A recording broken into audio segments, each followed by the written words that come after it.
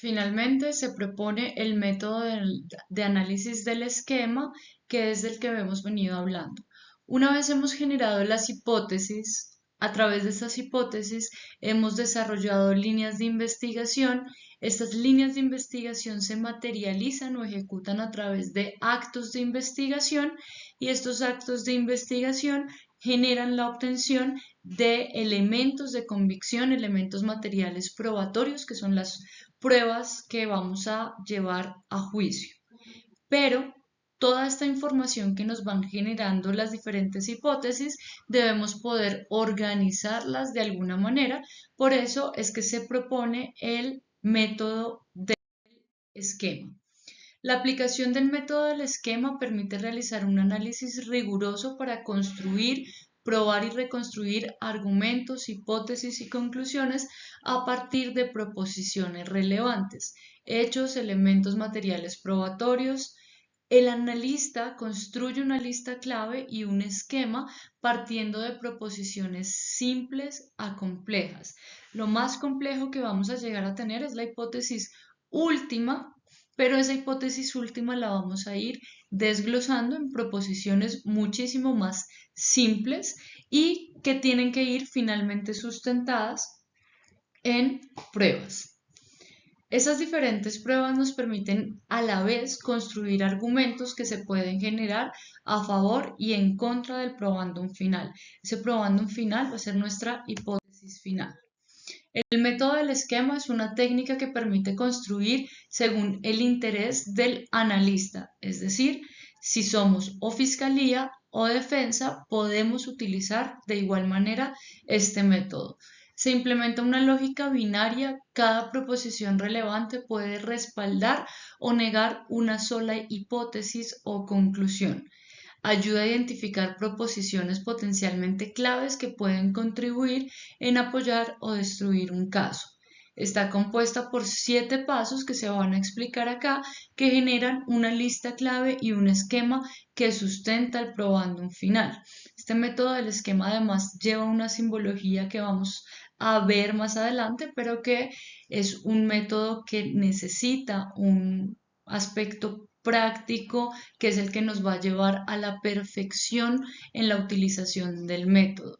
Hasta no utilizar la simbología, lo que se propone es llegar a este esquema un poco más simplificado, en donde sin utilizar la simbología podemos plasmar la hipótesis última probando un final, las proposiciones penúltimas, también llamadas probanda, que son las que sustentan nuestra hipótesis última.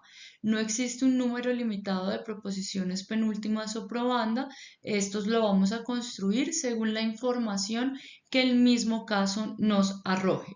Esas probanda o proposiciones penúltimas están sustentadas en unas proposiciones subordinadas, de tal manera que si yo hago el análisis de este esquema de abajo hacia arriba, es decir, de lo particular a lo general, lo más particular sería la prueba y las diferentes proposiciones o información que fui obteniendo que sustenta cada probanda. A su vez, cada probanda va a ser el sustento de esa hipótesis última.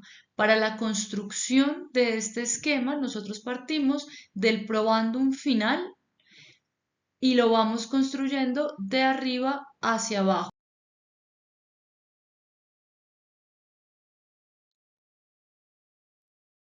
Este esquema lo vamos a construir a través de los 7 pasos. Estos 7 pasos son primero clarificar la vista, que es poder hacer una buena observación de toda la información que tenemos, luego formular el probandum final, que es de toda la información que recolectamos a través de las hipótesis que generamos, que descartamos, de las líneas de investigación, los actos de investigación, ya podemos formular un probandum final.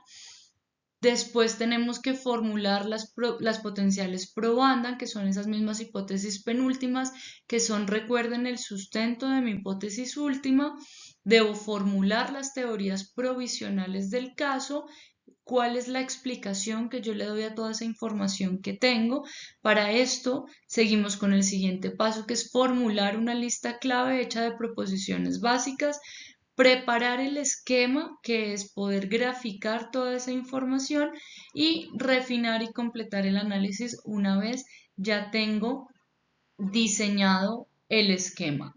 Todos estos pasos y toda la explicación de este método lo pueden encontrar en la referencia bibliográfica que aparece en la parte de abajo. Este libro es publicado por la editorial Marcial Pons en Madrid, España.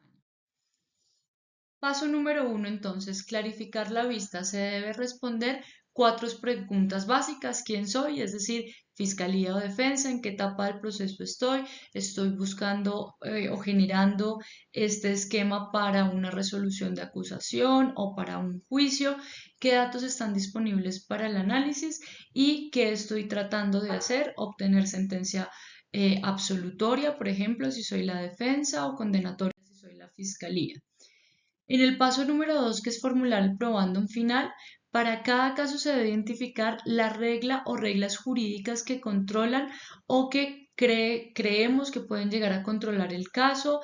En este aspecto de formular el probándum final, en lo que tiene que ver con el aspecto jurídico, pues nuestros sistemas penales nos limitan porque siguen esa tradición continental de la definición dogmática del delito, en donde nos indican que el delito es la conducta típica, antijurídica y culpable.